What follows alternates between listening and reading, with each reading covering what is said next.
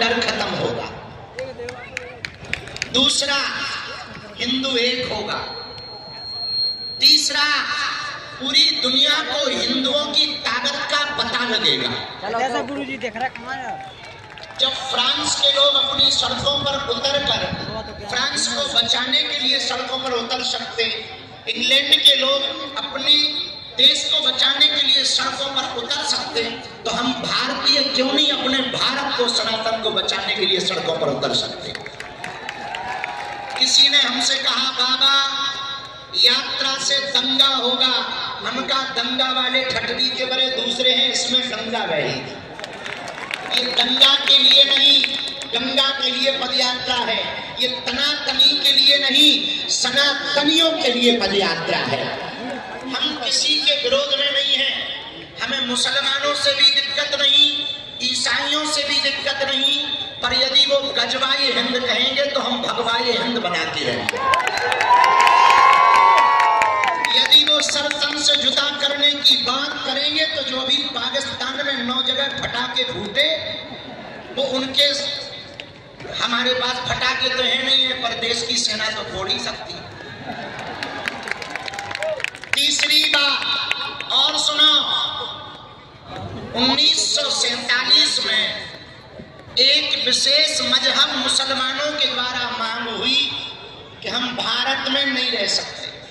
अच्छी बात, उनके लिए अलग टुकड़ा बना दिया, नाम हुआ पाकिस्तान। क्या हुआ? पाकिस्तान। ठीक हुआ, अच्छी बात है, बट ही गया।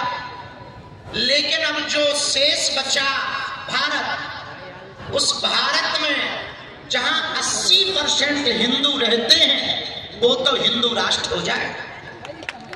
जब पाकिस्तान इस्लामिक राष्ट्र हो सकता है, 65 से ज्यादा देश इस्लामिक देश हैं, 95 से ज्यादा देश ईसाइयों के देश हैं, एक देश यहूदियों का है, एक देश बौद्धों का है, तो पूरी दुनिया, Burma, Indonesia, Cambodia, Fiji, Mauritius, Bharat, Nepal, इन देशों में रहने वाले हिंदुओं के लिए एक देश होना चाहिए। आज नहीं, कल होगा। किसी ने कहा, बाबा हिंदू राष्ट्र की डेडलाइन क्या है? हम कहा, जिस दिन तुम्हारे जैसे पढ़े लिखे नक्कटा हिंदू राष्ट्र की मांग करेंगे, उसी दिन भारत हिंदू राष्ट्र हो जाएगा। चौथी बात, बहुत विनम्रता पूर्वक सुनो, हम लोग ये पदयात्रा जो कर रहे हैं, लड़ाई के लिए नहीं, हम तलवारों की लड़ाई पर भरोसा नहीं करते, विचारों की लड़ाई पर भरोसा करते हैं। पूरी पदयात्रा में हम लोगों को किसी के खिलाफ नहीं बोलना, केवल हमें अपना घर संभालना।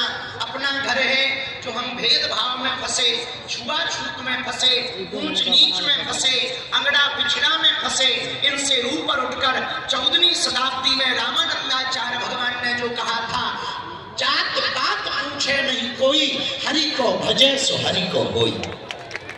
हम लोगों को इसी बात को पकड़कर चलना है। सुबह से लेकर सायंकाल तक नाम कीर्तन करते हुए चलना। हाथी, पोता, पनिया, पप्पू, छोटे छोटे छोटे छोटे और छोटे छोटे, पीढ़ी दर पीढ़ी होगी, तब वो कहेंगे कि जब हिंदू राष्ट्र का बिगुल बजा था तो हमारी बहू भी गई थी, हमारे बप्पा भी गए थे। इसीलिए इस पदयात्रा को पूर्ण धार्मिक रूप से रखना, विनम्रता पूर्वक चलना, लाइन में चलना, प्रशासन की बात मानना, कोई अस्त्र शस्त्र लेकर ना जावे, किसी दूसरे संप्रदाय के पूजा पाठ के स्थलों पर हमें किसी भी प्रकार का उपद्रव नहीं करना है, और विनम्रता पूर्वक। और हमें लगता है कि निश्चित है कोई विधर्मी पदयात्री का भेष बनाकर तुम्हारे बीच में आएगा, वो तुमको भी भड़काएगा, खुद भी उपद्रव करेगा, उसको तुम पहले ही ठटवी बाहर के प्रशासन को सौंप देना, ताकि किसी भी प्रकार से हिंदुओं पर, सनातनियों पर लांछन न लगे।